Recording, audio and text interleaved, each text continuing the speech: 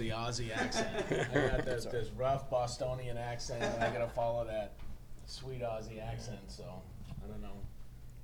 Pretty pleased off regionals to get as many in as you did. Yeah, just really proud of the team and how they competed. As you mentioned, we've kind of been on the short stick all year with cross country, indoor and outdoor. But our kids are battlers. It's in our DNA to battle and fight, and they absolutely showed that this weekend, this past weekend, with a lot of personal bests. Cameron looked great in the 15. Boyd looked great in the 10K. The sprinters had personal bests. This time of year, as we've talked about, you're kind of on borrowed time. With all the racing that's going on, and so we had a couple things that we had hoped had been a little bit better, but they're young guys. Kieran Taylor in the 800, I think he went in ranked 21st in the country, and there's not a lot of space between first and 21st, and he's had a great season, but he didn't make it through. And I reminded him. Last year at this time as a redshirt freshman, he didn't make the SEC final outdoors, and this year he made the final and got fourth place. And I just think he ran out a little bit of ran out of some gas there at the end. And same with Hunter Woodall. He's run some great splits. He had a personal best, makes the final at the SEC meet. I think maybe fifth or something. And he was disappointed he didn't get through Nate in the 400. But again, he's just a kid. I mean, this is grown up track when you look at how many rounds these guys have to go through. So, having that experience and strength over the years really helps. So we really feel like Kieran and Hunter and those guys, they'll be fine in the future. But it was, so we had a couple little things like that happen, but by no means not being dialed in or whatever. And I think our 200-meter guys made it through, and they both had personal bests. Did a great job. I'll tell you the other impressive thing was our 4x1. Chris Harry had made the final, and I actually watched the tape. I could see he was second in his heat. It was a big push for the finish. I think he might have overstrided a little bit on his lean, and he kind of strained his hamstring a little bit, or it was real sore, so we had to take him off that 4x1, and we put Travian Gilbert in, who hadn't run a relay all year for us.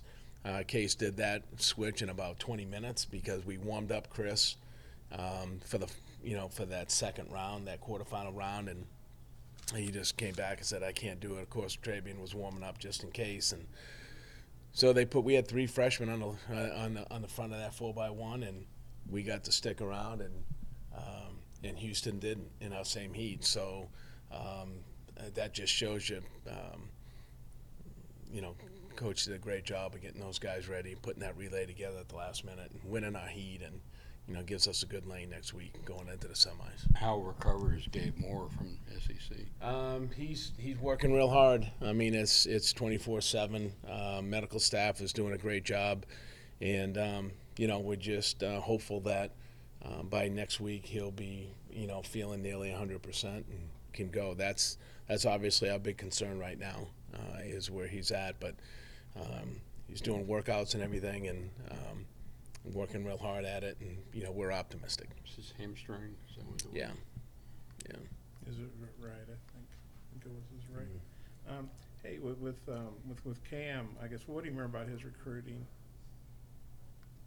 Well, I mean, it was one of those things where, if I look back at it, I think it was coming down between us and Villanova, and I can just remember spending an afternoon writing an email to his mom, and it took me a while to put it together, to make sure that she understood that,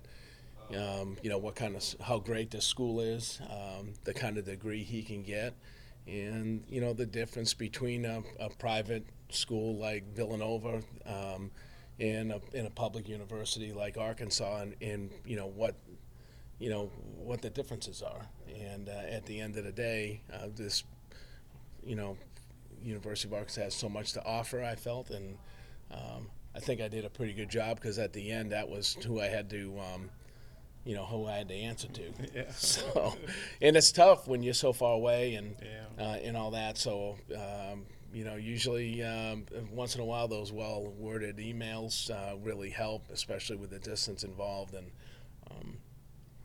we're just fortunate he decided to come to Arkansas. Had you heard anything about him, or after you got the email, did you start looking into what he'd done in his time? Oh, absolutely. I mean, you follow the Australian results pretty closely, and but there's we're a world sport. It's not a regional thing. So you're looking at European results. You're looking at U23. You're looking at the juniors. You're looking in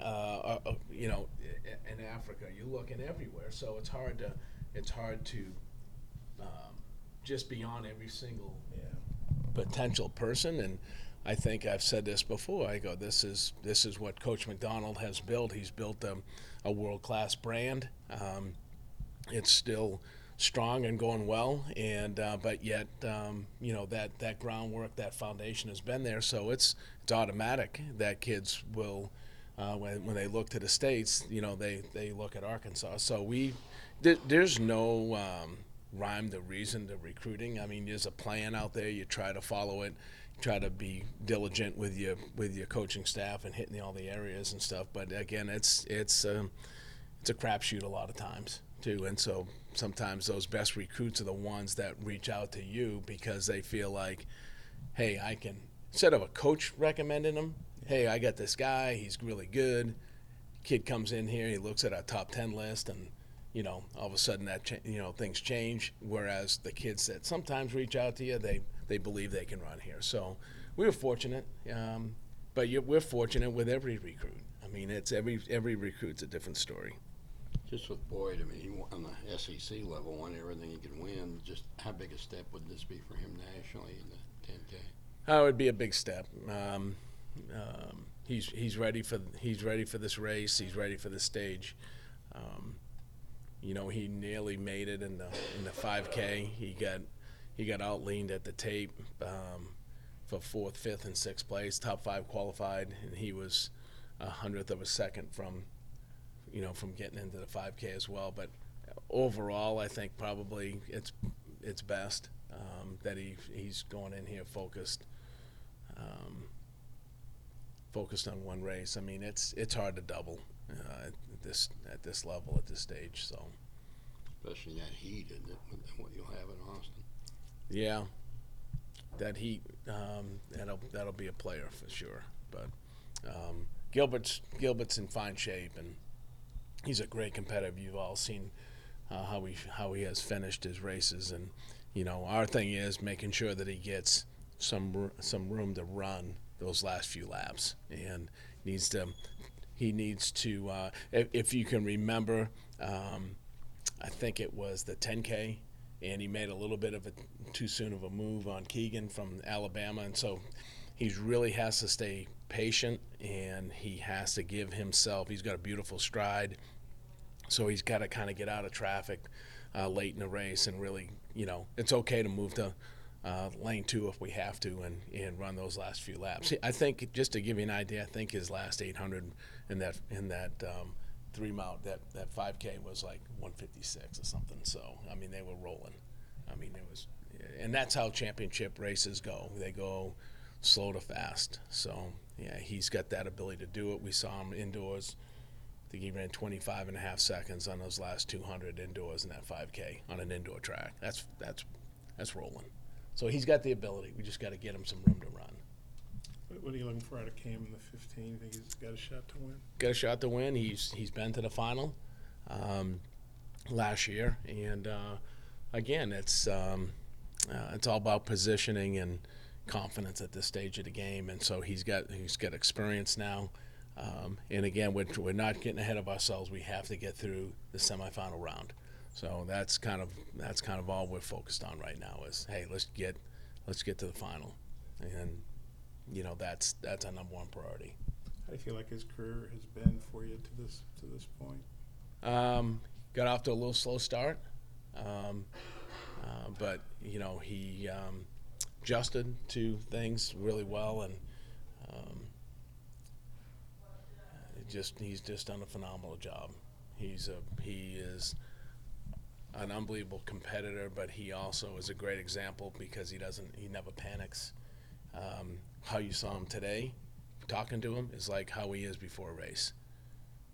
I mean, we go, most guys are, you go to a meet, I think we're out at Mount Sac, and everybody's concerned about what heat they're in because, who's in what heat and all that. And he comes to the track, stuff's posted on the internet, a day and a half before the race.